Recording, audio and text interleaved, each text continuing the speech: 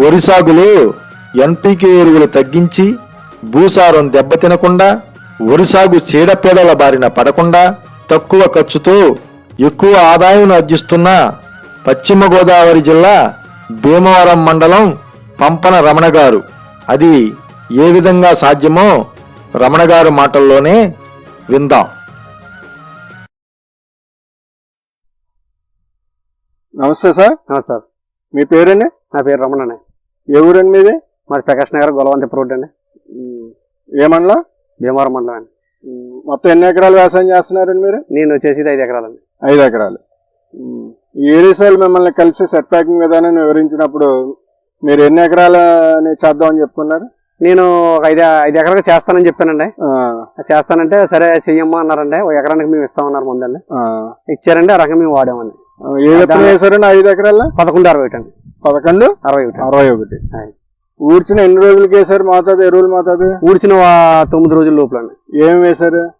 DAP 20 అండి. ఊరియా వేసామండి. First ఏమో డిఏపిని ఊరియా వేసామండి దమ్మె మీద.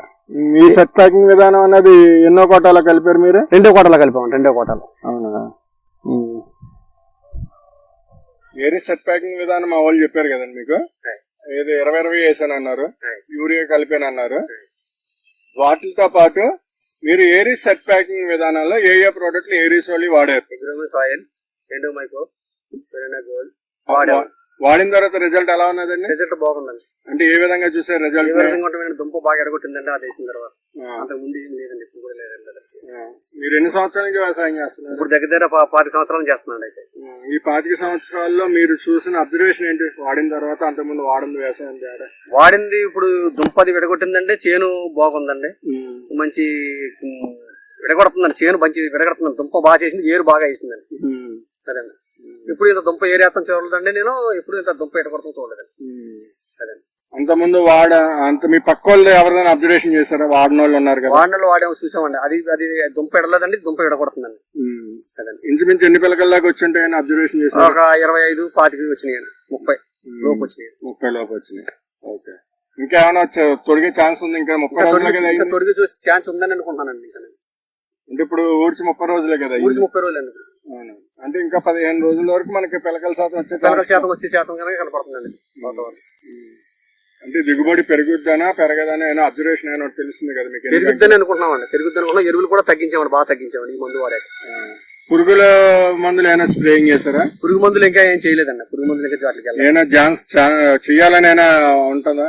చెయ్యాలంటే అప్పుడు చూద్దామని చెప్పి చేతలేదు. నేను చేయలేదండి. అప్పుడు ఏమి కనబడలేదు ఇప్పటి వరకు ఏం కనపడలేదు. తెగుళ్ళు కూడా ఏమి లేవండి. ఇప్పుడు అవి కూడా ఏం స్ప్రేయింగ్ చేయలేదు. తెగులు కూడా.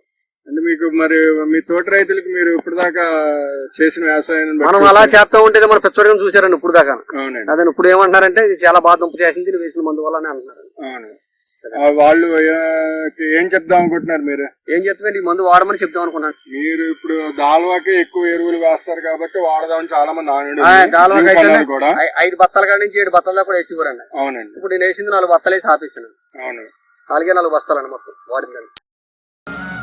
ఏరీస్ సమగ్ర పోషక యాజమాన్యం అంటే మొక్కకు కావలసిన సమస్త పోషకాలను జీవన, సేంద్రియ, రసాయనిక పోషకాల రూపంలో మొక్కకు అందించటమే. ఈ విధంగా చేస్తే ఎన్పీకే ఎరువుల మోతాదు తగ్గించి భూసారం కోల్పోకుండా కాపాడుకోవచ్చు. సమగ్ర పోషక యాజమాన్యాన్ని పాటించండి. ఎన్పీకే ఎరువుల వాడకాన్ని తగ్గించండి.